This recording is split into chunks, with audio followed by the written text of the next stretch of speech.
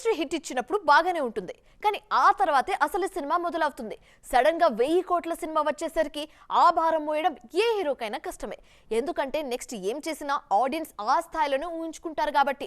అందుకే toxic cinema కోసం యష్ ఏదో చేసేస్తున్నారు. మరి యష్ ఏం చేస్తున్నారో చూద్దామా? కేజీఎఫ్ చూశాక యష్ కి ఒక్క కన్నడ ఇండస్ట్రీ ఏంటి, అన్ని ఇండస్ట్రీలు సలాం చేశాయి. ఇండస్ట్రీ రికార్డులు వచ్చి రాకింగ్ స్టార్ ఖాతాలో పడిపోయాయి. కేజీఎఫ్ 1తో వార్నింగ్ బెల్ ఇచ్చిన ఈయన పార్ట్ 2తో రికార్డులను పీస్ చేశారు. 1-2 కాదు, ఏకంగా 1200 కోట్లు వసూలు చేసింది కేజీఎఫ్ 2. ఆ ప్రెజరే యష్ ను కంగారు పెడుతుంది. ఇప్పుడు బ్లాక్ బస్టర్ రావడం వేరు, కెరీర్ ను మార్చే ఇండస్ట్రీ హిట్ రావడం వేరు.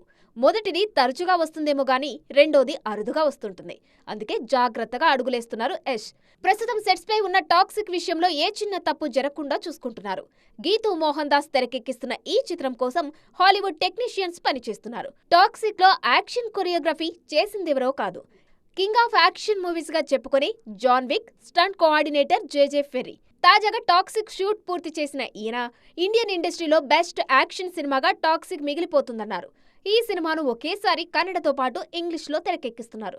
మొత్తానికి కేజీఎఫ్ క్రేజ్ ఎక్కడా తగ్గకుండా చూసుకుంటున్నారు రాకింగ్ స్టార్.